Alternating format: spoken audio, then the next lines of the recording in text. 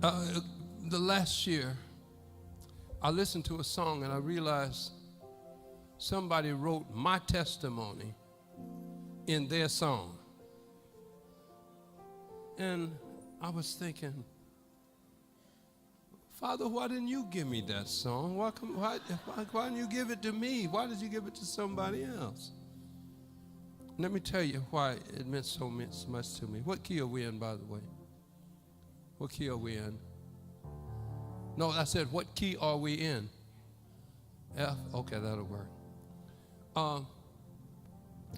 When I was young, in my teens, my late teens, I started smoking cigarettes. And I smoked cigarettes for 10 years, and all through the United States Air Force. I joined the Air Force and went in there and came out. And when I got out of the Air Force, this was back in 1968. And yeah, that's a long time ago, huh? I'll be 79 on my next birthday in December. Okay.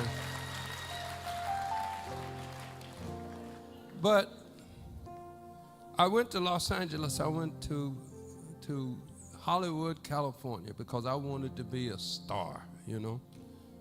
And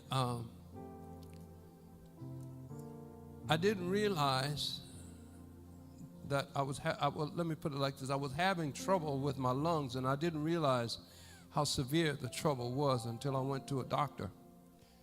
And the doctor told me, he said, Ron Kenoly, your lungs have been damaged, severely damaged. He said, I don't see how you're going to have a career in music because, young man, you can't hardly breathe. I had developed what's called COPD, chronic obstructive pulmonary disorder. In other words, I had destroyed some of the cells in my lungs. And he said, you know, you need to think about another career.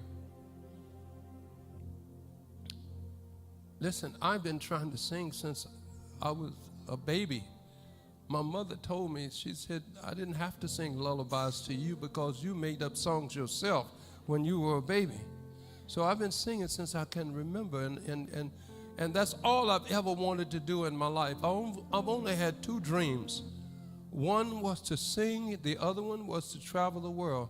I didn't ask for money, I didn't ask for fame, I didn't ask for any of that kind of stuff. I didn't even ask for hit records. I said, Father, you know, I just want to sing, and I want to travel.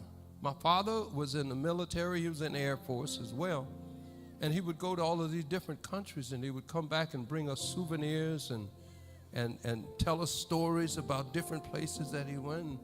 And I remember in my 8th grade class, in my 8th grade geography class, there was a big map that covered the whole wall. And it was a map of the world. And at that time, there was 196 countries in the world at that time. And I remembered every one of those countries and their capitals. This is in the 8th grade. Not only that, all the states of the United States, it was only 48 at that time. And all of their capitals. And so that's all I wanted to do was travel. And the man said, you can forget about a singing career.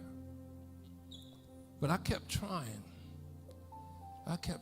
And finally I got to the end of myself. And on November 19th in 1975, at 8:30 in the morning at 5656 Fountain Avenue in Los Angeles, California, apartment D. I said, God, I know I'm not the young man that my mama raised me to be. But if you will take my life and use it for your glory, I will do that. I will go through any door that you open.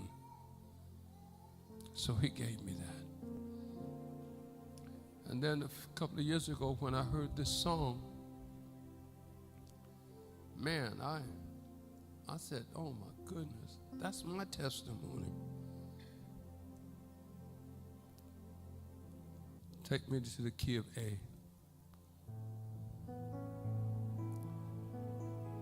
I love you, Lord,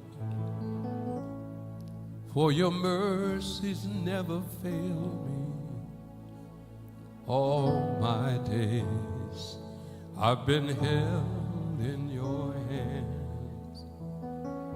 From the moment that I wake up